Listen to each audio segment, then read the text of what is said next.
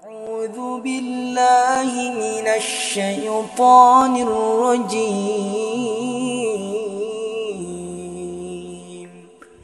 بسم الله الرحمن الرحيم.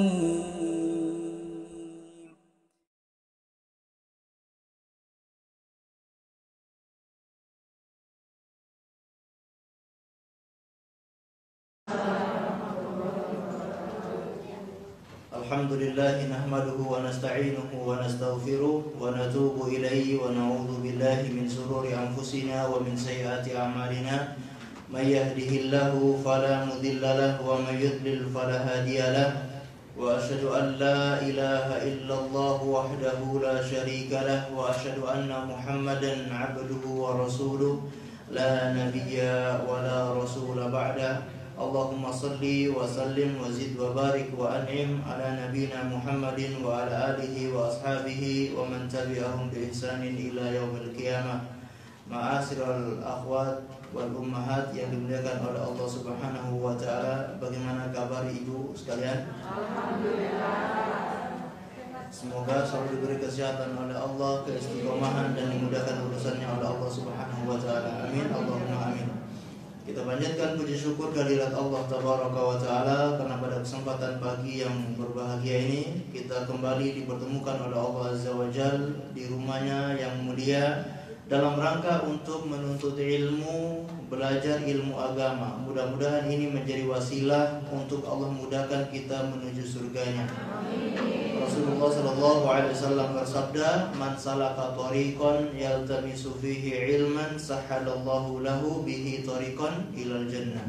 Barang siapa yang menempuh suatu jalan untuk menuntut ilmu, menempuh jalan baik berangkat dari rumah menuju ke tempat kajian atau menuju ke sekolahan, menuju ke kampus, atau mencari jalan untuk menuntut ilmu berupa membaca, kemudian meneliti, menelaah, maka akan dimudahkan oleh Allah jalannya menuju surga. Dan kita berharap Allah Subhanahu wa taala berkenan memberikan untuk kita semuanya ilmu yang bermanfaat sehingga bisa kita amalkan sebagai bekal untuk menghadap kepada Allah Subhanahu wa taala. Salawat serta salam semoga tetap tercurahkan kepada baginda Rasulullah sallallahu alaihi wasallam, kepada seluruh keluarganya, para sahabatnya dan umatnya yang setia mengikuti tuntunannya sampai hari kiamat. Ma'asyiral akhwat wal ummahat yang dimuliakan oleh Allah Subhanahu wa taala, kita bersyukur kepada Allah karena pada 3 hari atau 2 hari yang lalu kita sama-sama melakukan hari raya atau mengadakan hari raya Idul Adha, yang mana ini merupakan sebuah hari yang sangat agung di sisi Allah Subhanahu wa taala. Sebagaimana kata Rasulullah sallallahu alaihi wasallam, "A'dhamul ayyami 'indallahi yaumun nahar." Hari yang paling agung di sisi Allah Subhanahu wa taala adalah hari penyembelihan hewan kurban. Dan kita berkesempatan untuk hadir dan berada di hari tersebut. Hari yang mana Allah Subhanahu wa taala istimewakan. Dan kita bersyukur bagi kaum muslimin dan muslimat yang mungkin tahun ini mengadakan kurban, maka mudah-mudahan kurbannya diterima oleh Allah Subhanahu wa taala. Kalau bagi yang belum bisa berkurban, mudah-mudahan bisa berkurban di tahun yang akan datang. Amin. Kajian kita pada kesempatan pagi hari ini adalah membahas sebuah tema, yaitu dahsyatnya sakaratul maut. Kira-kira ini ngeri atau tidak? Dari judulnya sudah sangat ngeri, sangat menyeramkan, sangat menakutkan. Karena berbicara tentang sakaratul maut, kita berbicara tentang sebuah peristiwa yang kita semua tidak ingin. Kita semua ingin lari dari peristiwa itu, yaitu peristiwa al-maut, peristiwa kematian. Sebagaimana Allah Subhanahu wa taala menggambarkan bagaimana manusia itu sangat takut, sangat jauh atau lari dari kematian. Allah Subhanahu wa taala berfirman dalam surat Al-Jumu'ah, "Qul innal mautal ladzi tafirruna minhu fa innahu mulaqikum."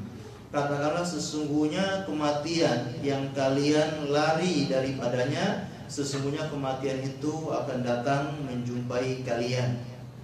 Atau dalam ayat yang lain, surat An-Nisa ayat 78, aina ma takunu yudrikumul maut walau kuntum fi burujim musyayyadah.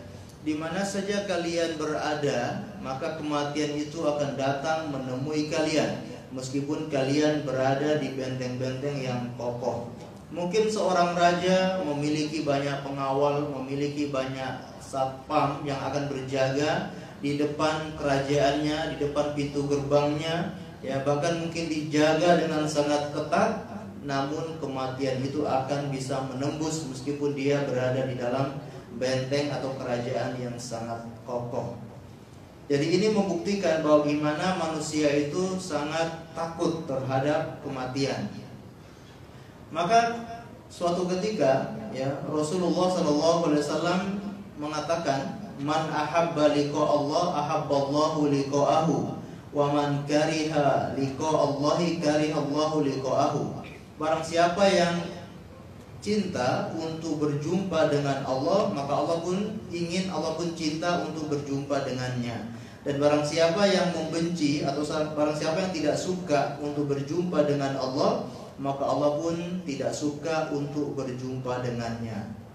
Maka Ibunda Aisyah radhiyallahu taala ya bertanya, inna nakrahul maut, ya, sesungguhnya kita semua pasti tidak suka dengan kematian.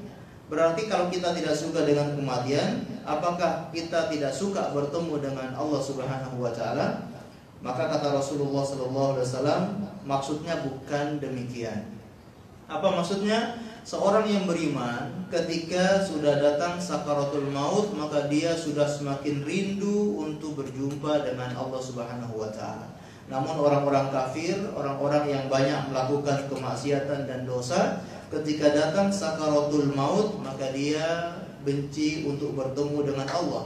Kenapa dia benci? Karena dia akan mempertanggungjawabkan semua perbuatan yang dia lakukan di dunia. Maka ketika dipertanggungjawabkan, ya, sekecil apapun keburukan yang dilakukan akan dihisab, akan dihitung oleh Allah Subhanahu wa taala. Namun orang yang beriman, orang yang sering melakukan ketaatan kepada Allah, sangat rindu untuk bertemu dengan Allah, karena dia akan mendapatkan balasan berupa kenikmatan-kenikmatan di hari kiamat nanti. Dan kenikmatan yang terbesar adalah bisa melihat wajah Allah Subhanahu wa taala. Mudah-mudahan kita semua Allah izinkan untuk melihat wajahnya yang mulia. Amin ya rabbal alamin. Oleh karenanya menjadi gambaran untuk kita semua bagaimana manusia itu takut terhadap kematian. Apalagi orang-orang kafir ditantang oleh Allah Subhanahu wa taala.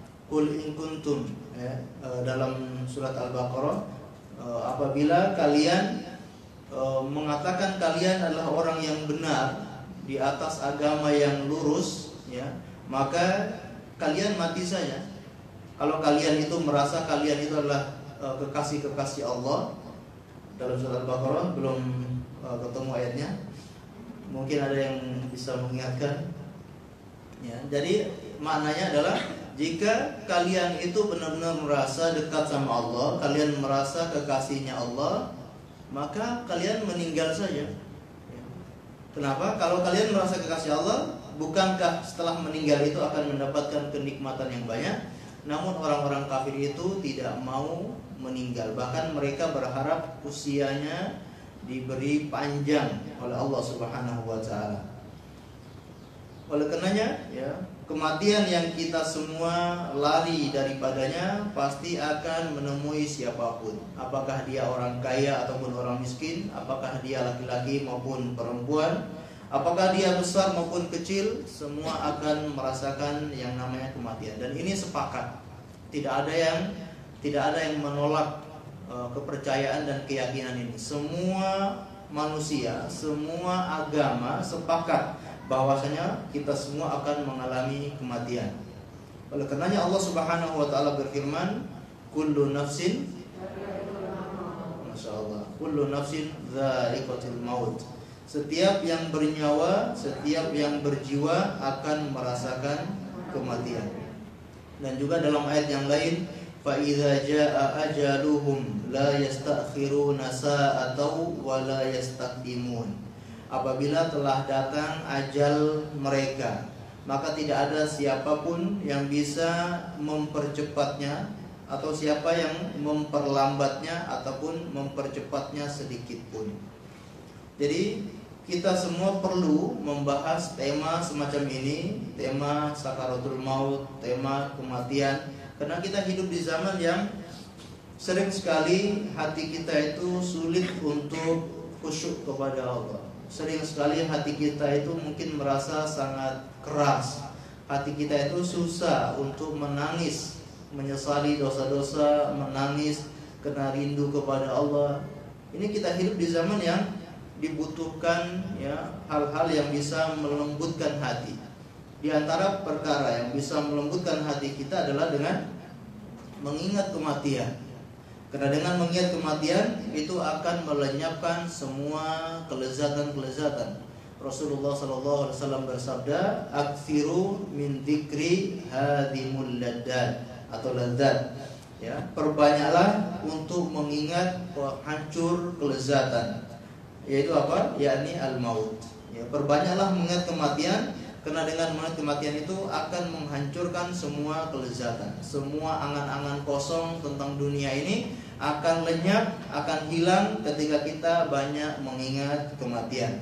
Oleh karenanya, di antara para ulama ada yang mengatakan seperti Imam Ad-Daqqaq, kata beliau, "Man aktsiru dzikrul mauti ukrima bi thalathin." Barang siapa yang sering mengingat kematian akan dimuliakan dengan 3 perkara. Apa saja itu? Yang pertama adalah ta'jilut taubah. Dia akan bersegera bertaubat. Wa qana'atul qalb, dan juga akan qanaah, hatinya itu selalu qanaah, menerima apa adanya dari Allah Subhanahu wa taala. Ditakdirkan demikian, diberi sedikit atau banyak dari Allah, dia selalu qanaah.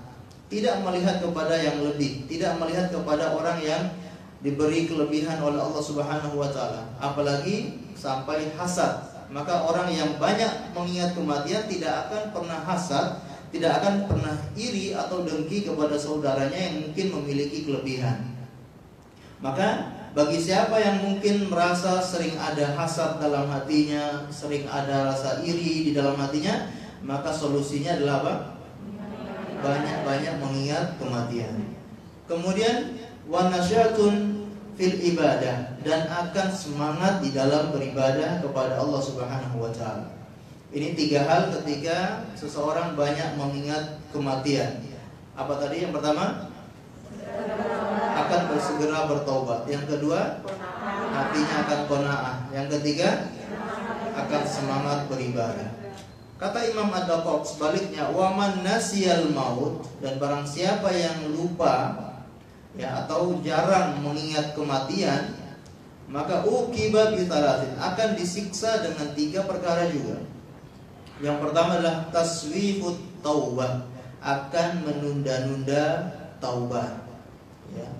Taswif itu saufa, ya. Saufa itu dalam bahasa Arab nanti saja, nanti kalau sudah tua, nanti kalau sudah menikah, nanti kalau sudah punya anak, nanti kalau sudah punya cucu, nanti kalau usia sekian.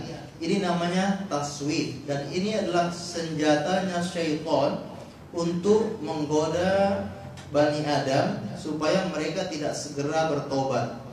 Karena kita tidak tahu ketika kita menunda tobat tersebut, ya nanti saja, padahal ajal kita tidak kita pastikan. Kita tidak tahu kapan ajal kita datang menjemput.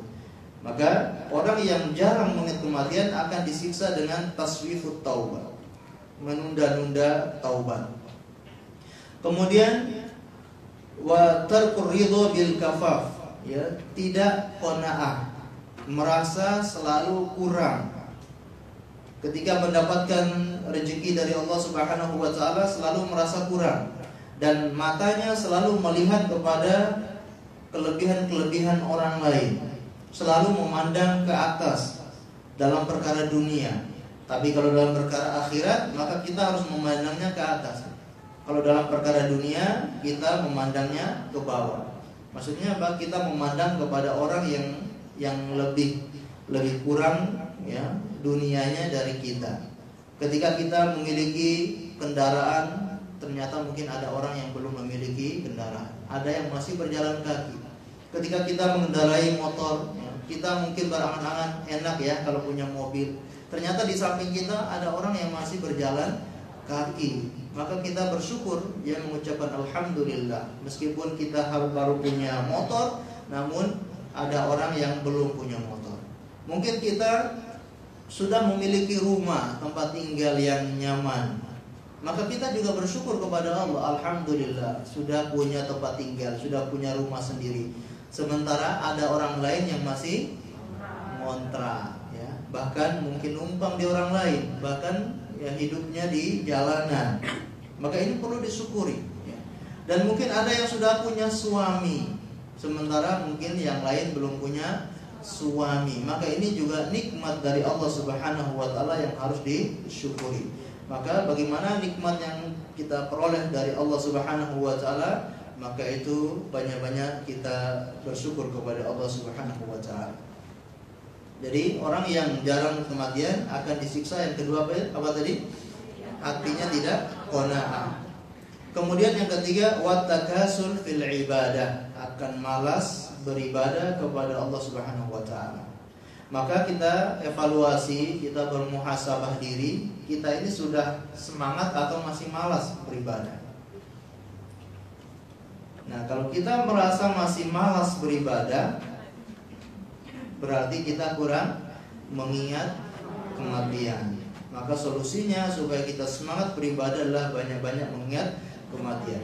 Dalam sebuah hadis disebutkan, ya, ketika ada orang yang bertanya kepada Rasulullah, bagaimana tata cara sholat supaya bisa khusyuk?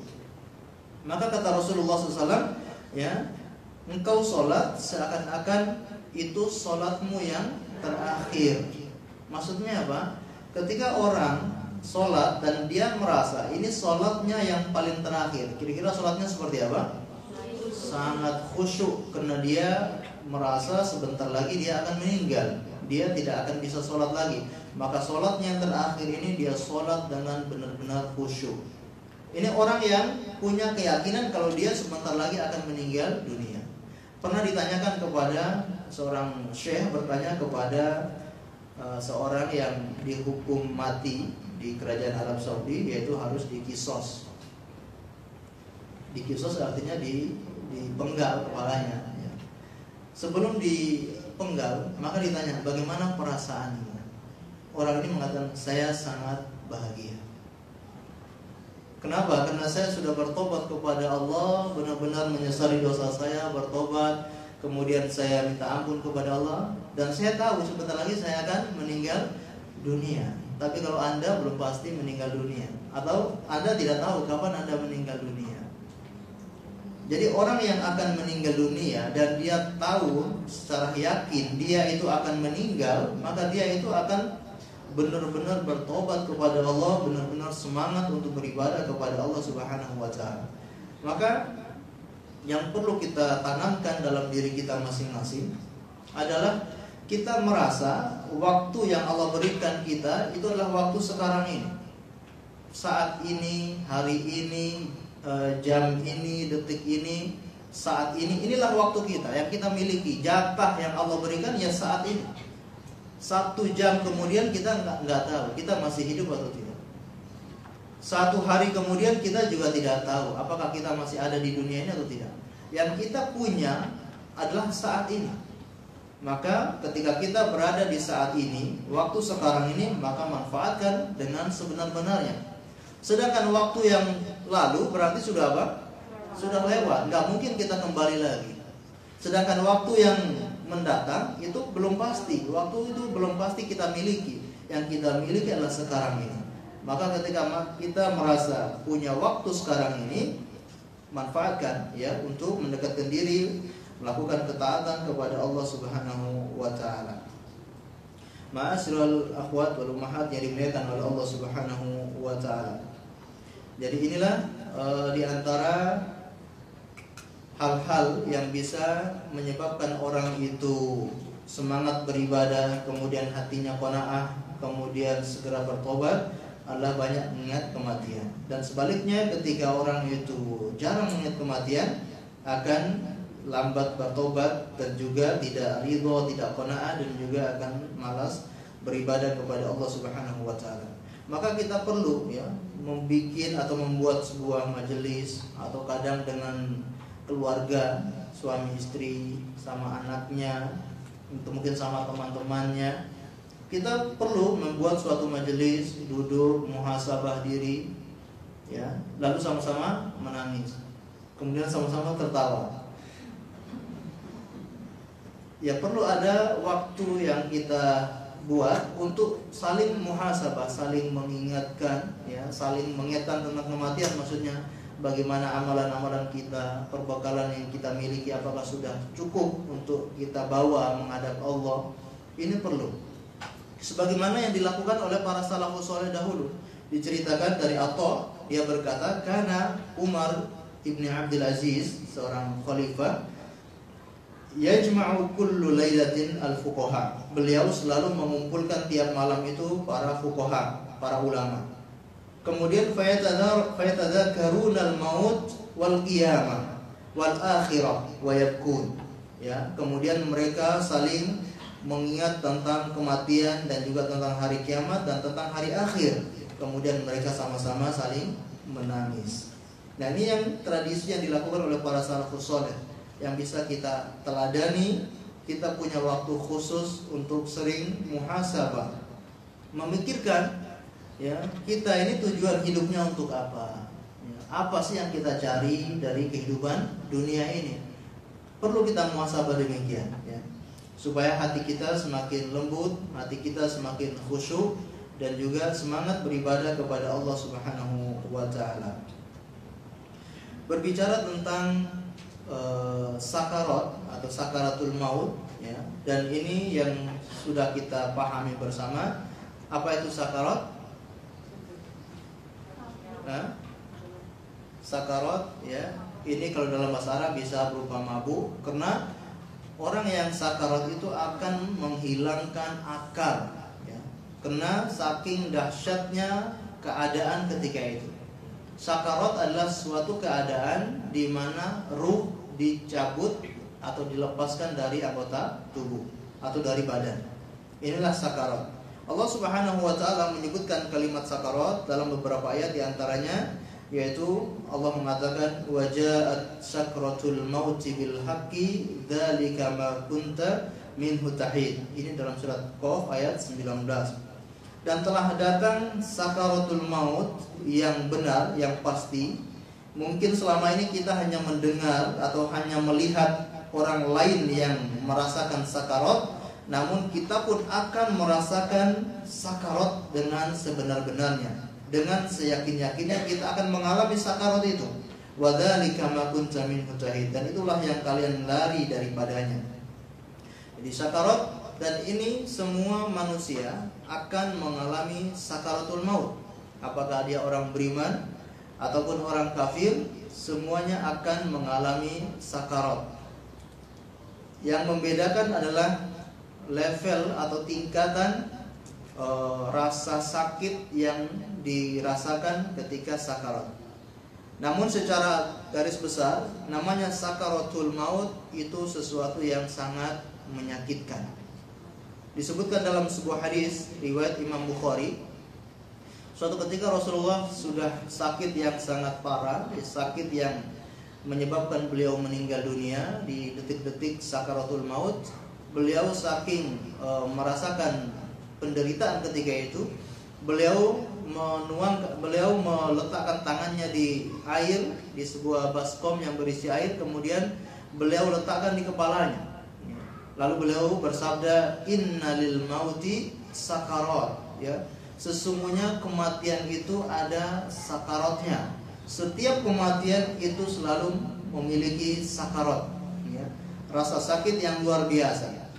Sehingga disebutkan, ya, suatu ketika anak beliau Fatimah radhiyallahu taala anha mendatangi Rasulullah ketika dalam keadaan sakarat, maka Fatimah mengatakan, wa qurba abata, ya, betapa sakitnya yang kau derita wahai ayahanda, betapa sakitnya yang kau rasakan wahai ayahanda. Maka Rasulullah SAW bersabda, laisa ala abika qurba ba'dal yaum, ya, tidak ada penderitaan, tidak ada rasa sakit untuk ayahmu kecuali setelah hari ini. Artinya seorang nabi pun yang sangat mulia, orang yang sangat dicintai oleh Allah Subhanahu wa taala di muka bumi ini, khairul bariyah, khairul basar, manusia terbaik di muka bumi ini pun merasakan sakit ketika sakarat. Bagaimana dengan yang lainnya? Disebutkan dalam sebuah hadis riwayat Imam Tirmidzi, ya, Rasulullah SAW ya bersabda, sakitnya sakaratul maut itu bagaikan ditusuk dengan 300 pedang, 300 tusukan. Badan ditusuk dengan 300 pedang, bagaimana rasanya, ya. Dan banyak sekali riwayat-riwayat yang menerangkan tentang sakitnya ketika sakarat. Di antaranya juga kata Ibunda Aisyah radhiyallahu taala anha, ma aghbitu ahadan bihaunil mauti ba'da alladhi ra'aitu min shiddati mauti Rasulillah sallallahu alaihi wasallam. Kata beliau, aku tidak pernah ya merasa iri kepada siapapun yang meninggalnya itu sangat mudah setelah aku melihat ya bagaimana penderitaan Rasulullah ketika meninggal dunia. Ketika ada yang menyebutkan si fulan meninggal sangat mudah, si fulan meninggal dengan tersenyum, si fulan meninggal ya sedang sujud, sedang beribadah, sedang baca Quran, maka kata Ibunda Aisyah, aku tidak iri dengan orang seperti itu. Kenapa? Setiap kematian, bagaimanapun mudahnya, bagaimanapun kondisi dia meninggal dunia, akan melewati yang namanya sakarat, ya, yang sakitnya luar biasa.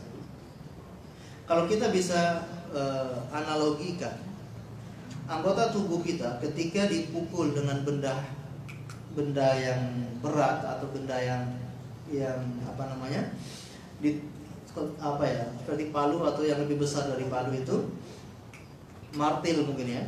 Ketika anggota tubuh kita dipukul dengan martil dengan sangat kuat, mungkin lisan kita, mulut kita masih bisa berteriak kesakitan, ya Pak ya. Dan itu refleks kita akan berteriak kesakitan, ya, dipukul dengan sangat keras. Lalu ketika sakaratul maut, ya, itu seluruh ruh kita dicabut dari tubuh kita, keluar dari badan kita. Dari setiap saraf, setiap urat yang ada dalam tubuh kita ditarik ya ruh tersebut. Bagaimana rasanya? Dan tidak ada kesempatan untuk bisa berteriak.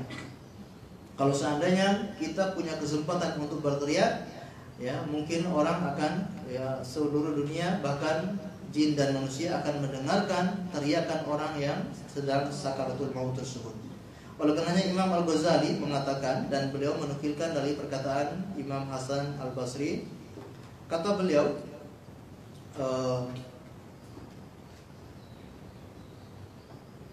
seandainya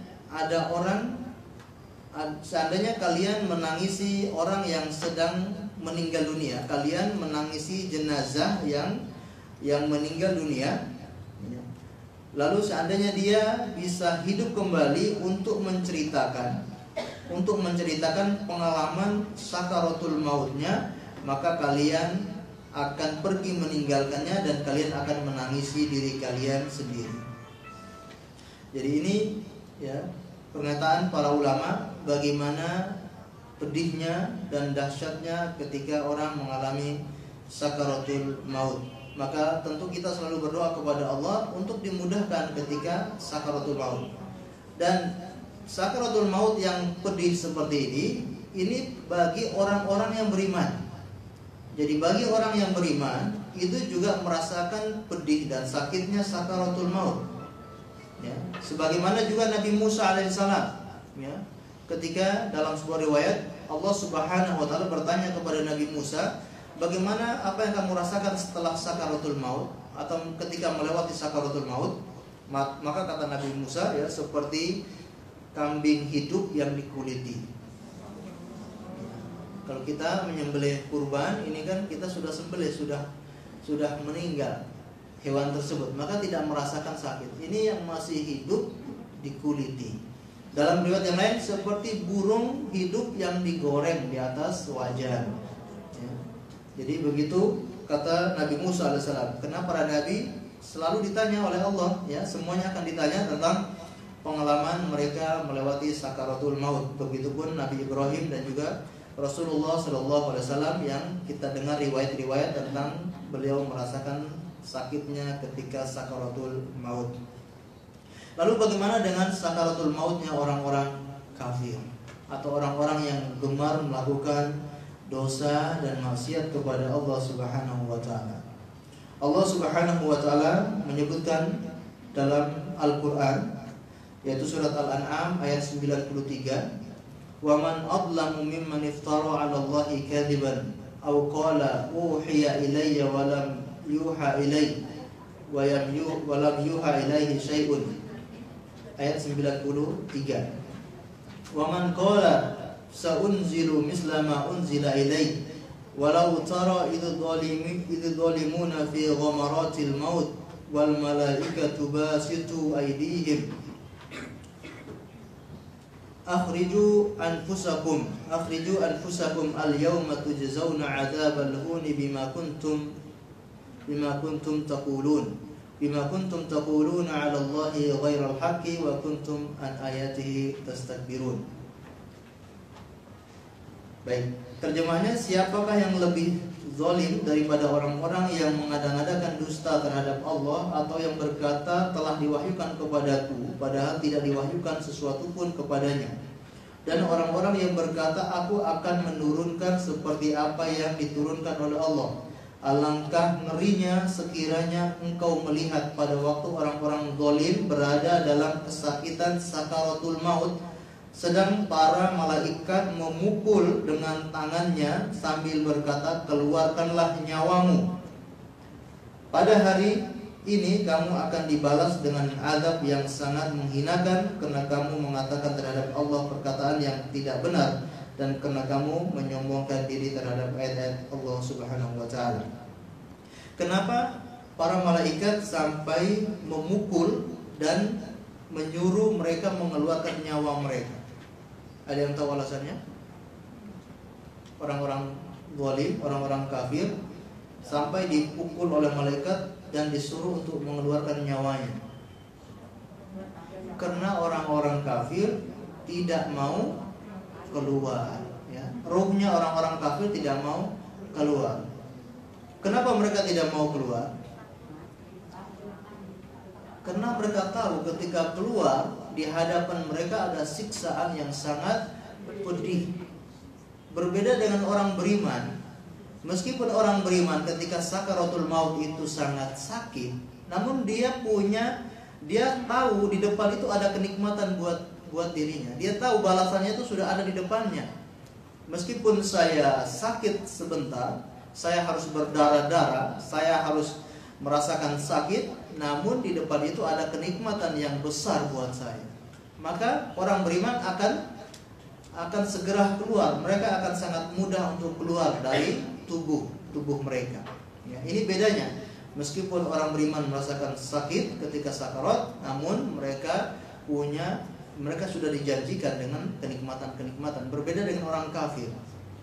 Ya, ketika mereka keluar, ya, bahkan ketika dalam sebuah hadis yang panjang, hadis dari Al-Barra bin Azib, bagaimana cerita Rasulullah menceritakan tentang perjalanan ruh orang beriman dan ruh orang kafir. Orang kafir, ya, ketika mau meninggal dunia dikatakan kepadanya, ukhruji ila sakhatin minallahi wa ghadab. Keluarlah kamu menuju kemurkaan dan benci dari Allah Subhanahu wa taala. Bayangkan, disuruh keluar tapi bukan keluar menuju surga, tapi keluar menuju kemurkaan Allah Subhanahu wa taala. Maka ruh orang kafir itu lari ke dalam, tidak jadi keluar, bersembunyi. Bersembunyi di mana? Kalau kita bisa analogikan seperti orang yang ditarik mau dilempar ke sebuah api yang besar, mungkin dia akan pegang apa saja yang bisa dia raih, yang bisa dia pegang supaya tidak ditarik. Ya Bu ya, mungkin ada tiang, ada tongkat, bahkan ada rumput, dia akan pegang supaya tidak ditarik, dilemparkan ke dalam api. Begitulah ruh orang-orang kafir, ya. Karena tidak mau keluar, maka dipaksa, dikeluarkan dengan paksa. Mungkin sudah kita jelaskan di pertemuan yang lalu bagaimana ketika dikeluarkan dengan paksa tersebut, bagaikan, mungkin ada yang masih ingat, bagaikan kapas basah yang ditaruh di duri atau jeruji besi. Kemudian kapasnya ditarik. Ada kapas basah, kemudian ditaruh di jeruji besi, lalu kapasnya ditarik. Apa yang terjadi? Perotolan satu sama lain. Itulah nyawa orang-orang kafir, orang-orang zalim, orang-orang yang banyak melakukan dosa maksiat kepada Allah Subhanahu wa taala.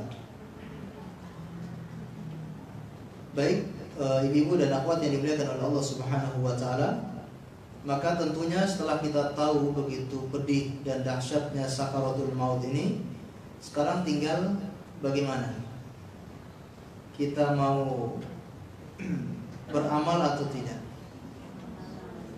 Beramal atau tidak? Harus beramal, ya. Kita harus melakukan amalan dan harus memiliki bekal yang cukup, ya. Ini baru sakaratnya saja, belum perjalanan ruh setelah dicabut dari badan. Ini baru sakaratnya saja sudah sedemikian pedihnya, ya. Apalagi nanti ruh sudah berada di alam kubur, bagaimana ruh melewati perjalanan yang sangat panjang sampai di hari kiamat nanti. Maka tidak ada kata lain melainkan kita harus beramal dan harus semangat beramal, ya. Karena yang kita harapkan hanya amalan. Tidak ada yang kita harapkan selain amalan kita. Dan kita mempertanggungjawabkan masing-masing, ya.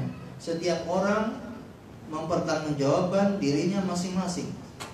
Maka yang harus kita lakukan adalah beramal. Dan amalan yang paling utama, yang paling menjadi bekal yang harus kita miliki adalah bertakwa kepada Allah Subhanahu wa taala. Mungkin ada yang mengatakan, saya sudah bertakwa insyaallah. Ada yang berani berkata demikian? Takwa bukan diukur atau bukan dinilai dari ucapan. Takwa itu berada di mana? Dewa. Rasulullah mengatakan at-taqwa hahuna. Takwa itu di sini beliau mengisyaratkan ke dada beliau.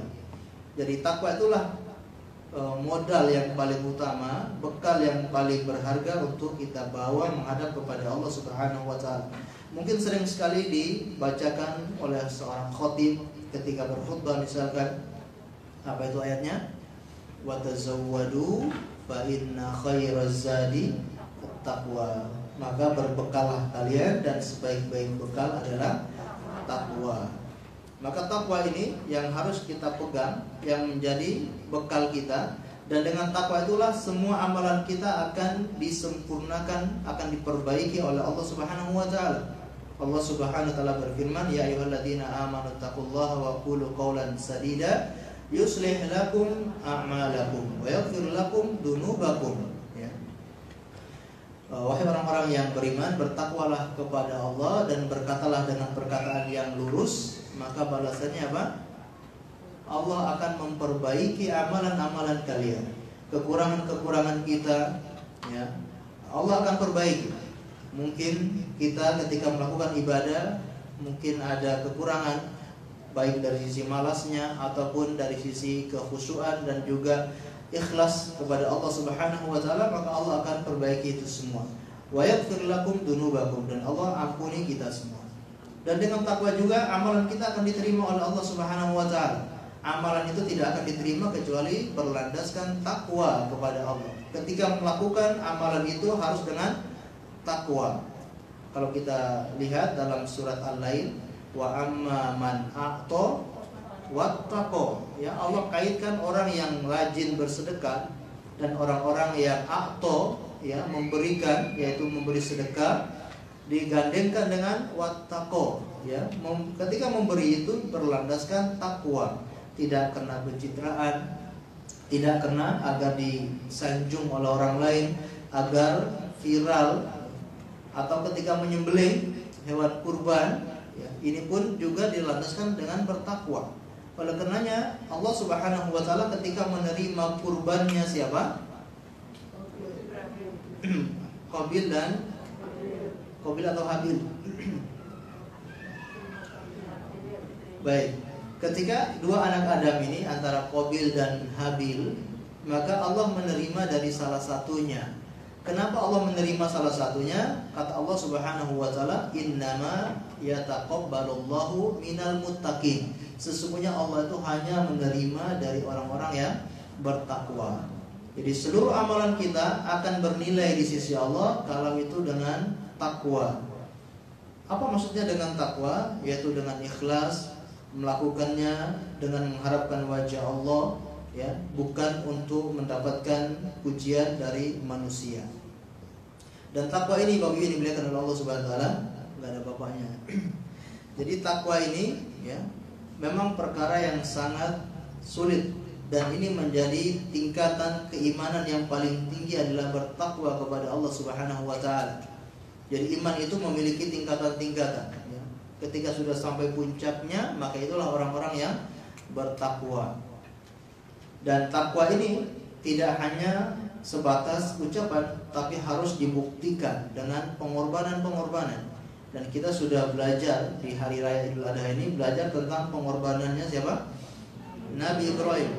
Bahkan bukan hanya Nabi Ibrahim, keluarganya Nabi Ibrahim. Kita belajar dari keluarganya Nabi Ibrahim, dari Nabi Ibrahimnya sendiri, dari istri beliau Ibunda Hajar, dan juga dari anaknya yaitu Ismail.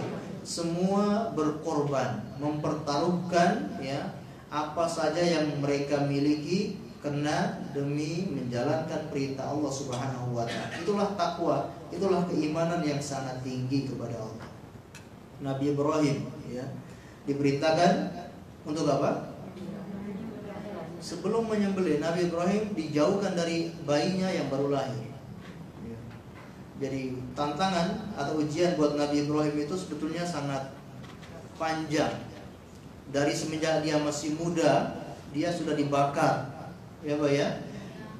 Kenapa dibakar? Karena menghancurkan berhala, menghancurkan patung-patung, maka dia dibakar di api. Begitu selesai, begitu menikah, diuji, tidak dikasih keturunan. Sampai berapa tahun? 86 tahun.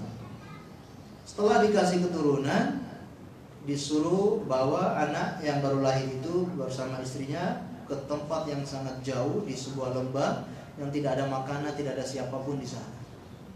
Dan Nabi Ibrahim pergi meninggalkan mereka di situ. Berarti apa? Tidak boleh bersama anaknya yang baru lahir yang selalu dia harapkan itu. Begitu sudah dewasa anaknya, Nabi Ibrahim datang untuk berjumpa dengan anaknya itu. Tapi perjumpaan itu untuk apa? Menyampaikan mimpi Nabi Ibrahim. Ini kalau bukan orang yang benar-benar bertakwa, tidak bisa menjalankan perintah seperti ini. Setelah anaknya sudah dewasa, menjadi penyejuk pandangannya yang selalu dia harapkan, Allah perintahkan untuk menyampaikan mimpinya, mau menyembelih anaknya tersebut. Kemudian Nabi Ismail, anak muda yang baru saja menjadi seorang pemuda yang sudah merasakan masa muda, dan namanya anak muda pinginnya senang-senang hidup, ya, merasakan hidup yang senang, jalan-jalan ke sana kemari. Ini fitrah anak muda. Namun Nabi Ismail rela mengorbankan nyawanya untuk Allah Subhanahu wa taala, untuk menjalankan perintah Allah Subhanahu wa taala. Ibunda Hajar rela ditinggal oleh suaminya bersama bayi yang baru lahir, yang masih bayi mungil. Kalau ada rumah, ada perabotan, itu masih mending, ya. Ada rumah, ada sumur, ada air, bahkan mungkin ada orang di situ. Ini nggak ada siapa-siapa, rumah tidak ada, perabotan tidak ada, air pun tidak ada. Namun Ibunda Hajar berkorban, mau ditinggal oleh suaminya dalam waktu yang sangat lama dan jarak yang sangat jauh. Demi apa? Menjalankan perintah Allah Subhanahu wa taala. Ini contoh-contoh orang-orang yang betul-betul cintanya kepada Allah, pengorbanannya kepada Allah, takwanya yang luar biasa kepada Allah Subhanahu wa taala yang harus kita teladani. Makanya Allah jadikan keluarga Nabi Ibrahim ini sebagai panutan. Innallaha astafa Adama wa Nuha wa ala Ibrahim wa ala Imrana 'alal alamin. Sesungguhnya Allah itu memilih Nabi Adam, Nabi Nuh, keluarga Nabi Ibrahim, dan juga keluarga Imran di atas alam semesta. Allah memilih tujuannya untuk kita ikuti, kita teladani, ya, bagaimana ketakwaan mereka kepada Allah Subhanahu wa taala. Ibu-ibu dan akhwat yang dimuliakan oleh Allah Subhanahu wa taala, maka untuk bisa mendapatkan ketakwaan dan bisa istiqomah di atas takwa, maka yang perlu kita lakukan adalah sebagaimana yang kita lakukan di bulan Ramadan. Kalau kita berada di bulan Ramadan, ada beda nggak rasanya dengan di luar Ramadan? Bagaimana semangat beribadahnya, bagaimana ketaatannya, baca Qur'annya, bagaimana? Sangat berbeda. Pertanyaannya kenapa di bulan Ramadan kok kita sebegitu semangatnya? Ya karena terbawa lingkungan, ya? Karena suasananya, musimnya. Sebetulnya tidak hanya itu, ya. Kita bisa menjadikan setiap hari kita itu Ramadan. Dengan cara apa? Amalan-amalan yang ada di bulan Ramadan itu kita aplikasikan dalam keseharian kita. Apa saja amalan di bulan Ramadan? Puasa. Kemudian apa? Qiyamul lail, salat tarawih. Kalau tidak bisa di sepertiga malam, lakukan di setelah salat Isya. Boleh atau tidak? Boleh. Habis salat Isya, kita salat tarawih. Yang maksudnya salat qiyamul lail. Tergantung, ya. Kalau kita bisa salat di akhir malam, ya, di sepertiga malam, maka itu lebih baik, waktu yang paling afdal. Tapi kalau tidak bisa, boleh kita rutinkan setelah salat Isya, ya. Salat qiyamul lail, kemudian baca Quran, ya. Ini amalan-amalan di bulan Ramadan, ya. Dan juga larangan-larangan yang kita terapkan. Ketika kita berpuasa dilarang untuk misalkan makan dan minum. Ini kita terapkan. Berarti makan dan minum milik kita sendiri saja nggak boleh ketika puasa. Berarti menjadi pelajaran, apalagi punya orang lain. Maka setelah Ramadan di hari biasa begini, kita menahan diri kita untuk tidak mengambil, ya, atau tidak merampas hak orang lain. Nah, ini pelajaran. Makanya kalau kita lihat dalam rentetan ayat tentang puasa itu, di akhirnya Allah tutup dengan apa? Dengan untuk tidak mendolimi, ya, tidak mendolimi orang lain, ya. Wala ta'kulu amwalakum bainakum bil batil wa tudlu biha ilal hukam litakulu fariqan min amwalin nasi bil itsm, ya. Janganlah kalian makan harta orang lain dengan cara yang batil. Bahkan mungkin kalian sampai di mahkamah, di pengadilan, kalian yang menang karena mungkin pandai berretorika, pandai mengatur kata dan seterusnya. Dia menang di pengadilan dan dia mendapatkan harta tersebut, ya. Maka di sini Allah melarang kita untuk mengambil harta orang lain. Ini bisa kita aplikasikan di keseharian kita. Jadi dengan demikian, insya Allah kita akan bisa istiqomah dan juga semangat beribadah. Baca Quran misalkan, ya.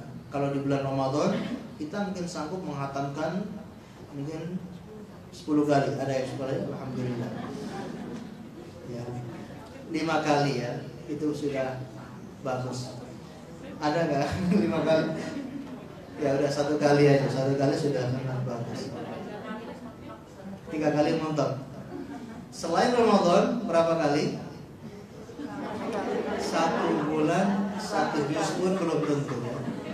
Nah, ini yang menjadi muhasabah, evaluasi. Jadi pantas kenapa kita kok nggak semangat beribadah, kita, ya, kurang giat menjalankan ketaatan kepada Allah, ya karena baca Quran kita sendiri seperti itu.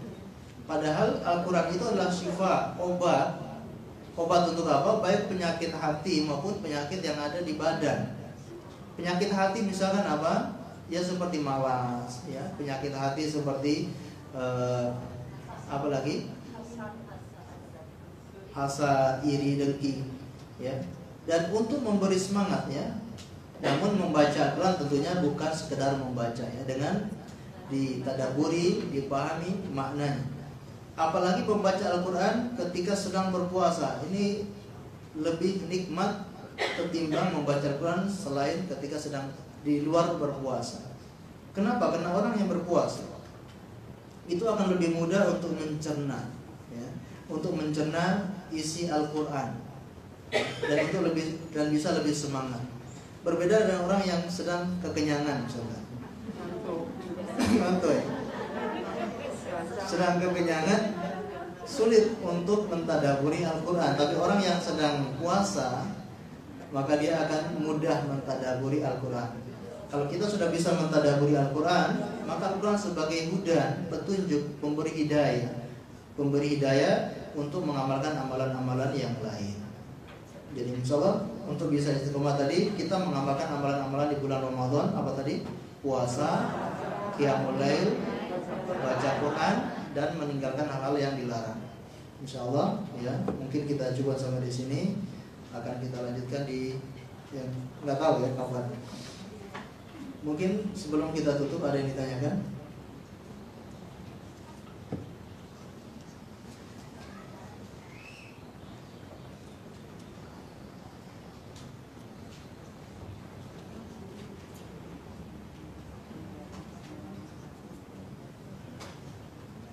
Baik, kalau tidak ada, langsung saja kita akhiri kajian ini dengan membaca doa kafaratul majlis. Subhanakallahumma wa bihamdika asyhadu an la ilaha illa anta astaghfiruka wa atubu ilaik. Wa sallallahu ala nabiyyina Muhammad wa ala alihi washabbihi wasallam. Terima kasih atas segala perhatiannya, mohon maaf atas segala kekurangannya. Assalamualaikum warahmatullahi wabarakatuh.